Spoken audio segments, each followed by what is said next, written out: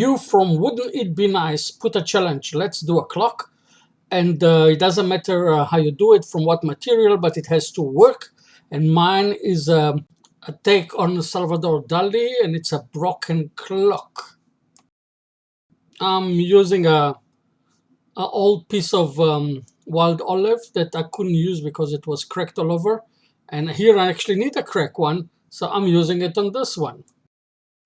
And of course, don't forget to subscribe to my channel, and don't forget also to put comments at the bottom, and I will answer every comment that you've got. I'm using a piece of tape. It's quite a strong tape, so it doesn't break on me when I machine it. I'm afraid that it will crack and it will fly over the show, so I'm just for safety. This piece of wood lies in my workshop for at least 2 years. I tried to do a project, I tried to do a bowl, but I couldn't because it was so cracked. So now I'm trying to, let's see if I can use it on this one. Usually I'm not using a parting tool for such a big project, but with this parting tool that I got from bought from Blackline Tools, I thought that I'll be able to do it, and it worked like a charm.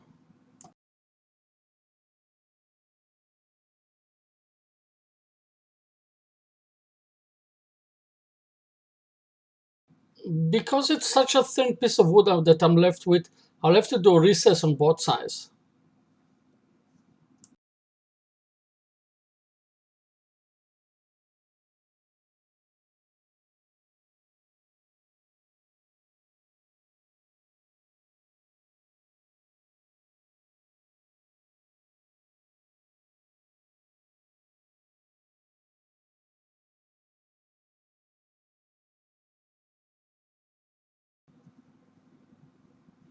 I'm squaring it on this side, so I will be able to make it flat, flat, flat.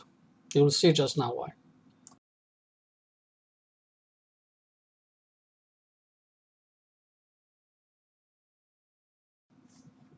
It was cracked very badly, but as I hit with the hammer, I said, nah, that's wrong. I made a mistake. I shouldn't do it on the lathe. I can damage the bearings. That's much better. Yeah, much safer also for the lathe. I'm going to do 2 pours on this project. One will be a color one, the first one, and then I'll put a clear one on the second pour. I start with orange and pull, and then slowly I add red and some more pull to make it darker and darker. So first a light one and then a darker one, but on the same pour. Yeah, I didn't have to replace it. Yeah.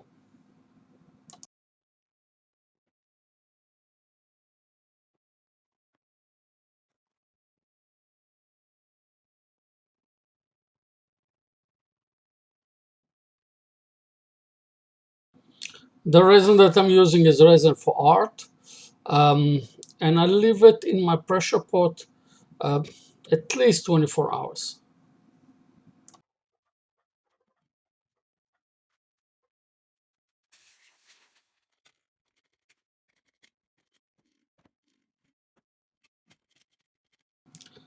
Now I'm going to look for the lowest part of the cracked wood, and I'm going to use more pieces from watches, the wheels and everything that I've got. I've got a large collection of parts from watches, and I'm going to put it inside, and that's why I'm saying it looks like Salvador Dali. It looks like the watch is broken and all the parts fell off from the watch into the bottom.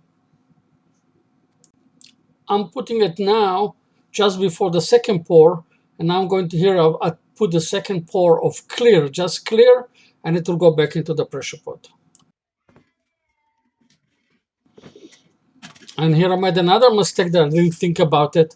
When I done at the beginning, I put the hot gun glue from the inside. Now it's difficult to take it out.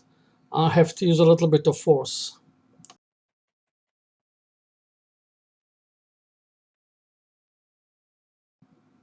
And here, hallelujah. When I say hallelujah, I didn't cut myself. There is no blood for a change.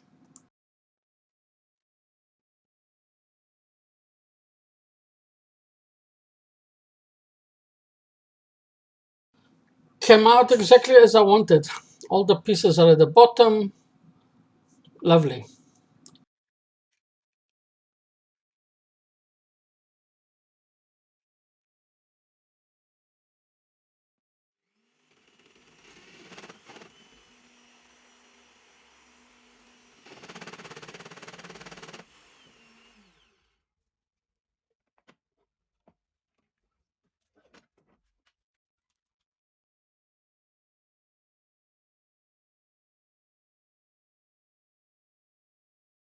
I can use the tailstock because later I'm going to drill over there for a shaft. So it doesn't make a difference. There is a mark over there.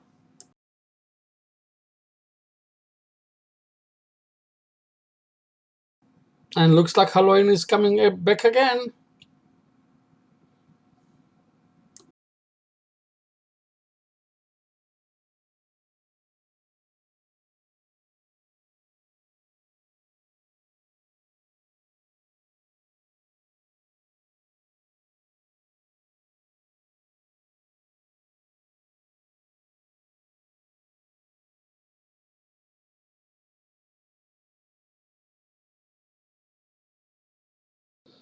The olive wood was higher than the resin, so I need to cut down all the wild olive all the way to the resin and take a little bit also from the resin to make it straight. You see that I'm all the time retightening because the recess is very small, so I don't want to take a chance. I'm all the time retightening, and remember, because of the wood is not positioned in the middle, it's going to be out of it will be with vibration all the time, so it will be out of balance all the time.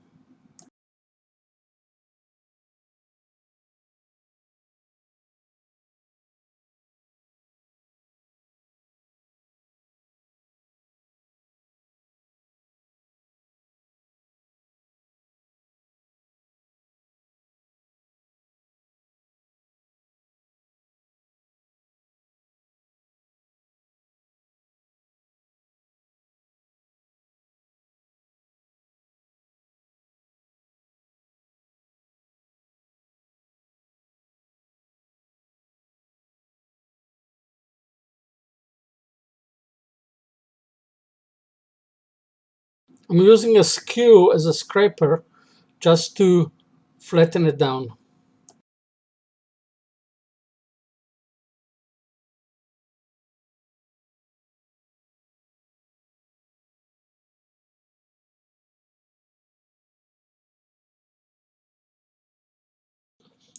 When I do the engraving of the time numbers, I'm calculating them as the piece of wood is in one piece still and not been broken. So that's why you will see that they are not sitting like opposite to each other, and that's on purpose.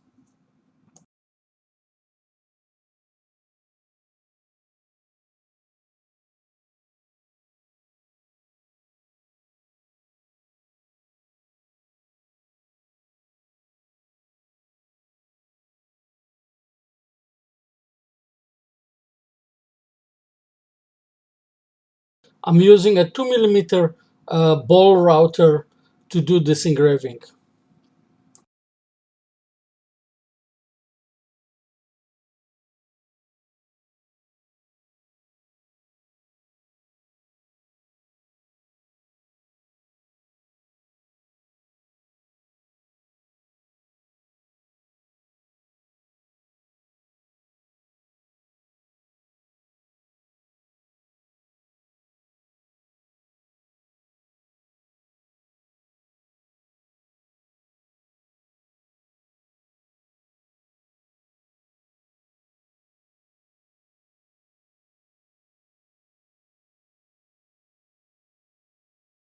I mix that clear resin and I used it to close some cracks that I had on the wood.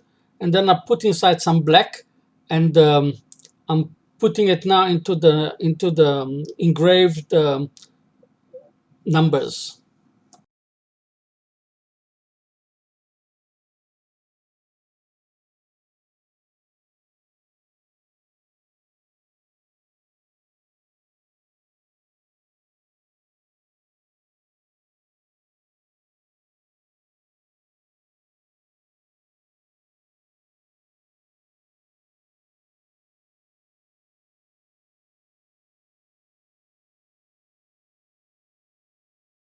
This time I'm using from 80 already all the way to 500, and then I'm using, you will see I'm using, I think it's called steel wool.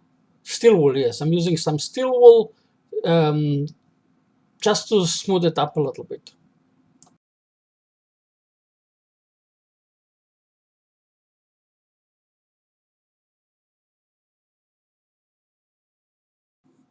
Afterwards, I'm using water pads, pads that I with water, and after that, I'm going to use a Nova Street 2 plastic scratch remover.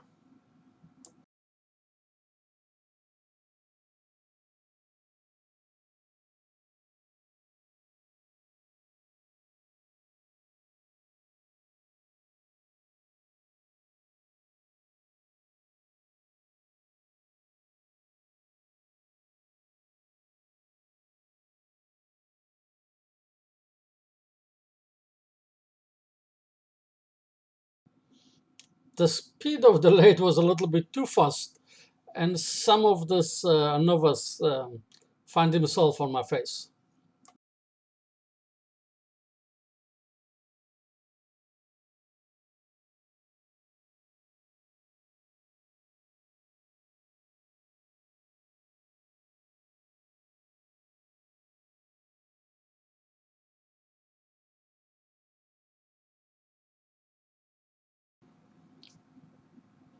For the finish, I'm using friction polish that I got from a friend of mine.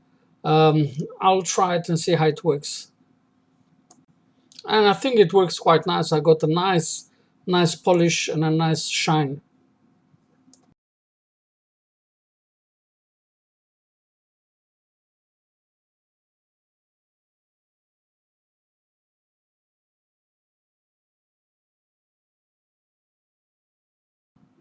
Now I'm drilling the shaft for the shaft of the clock.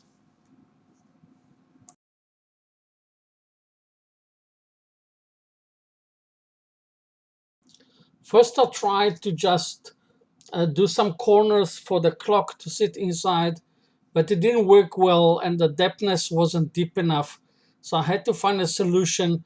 So this time I'm using my collar that I use for my bottle stoppers, and I use this collar to mount this one on. I had a small problem for the shaft was slightly short, so I made a recess for the shaft, and it worked for me perfectly. And then I put the clock together. I hope you enjoyed my take on this challenge, and don't forget to subscribe to my channel and to comment at the bottom. Thank you very much, you, for this lovely challenge that you put together.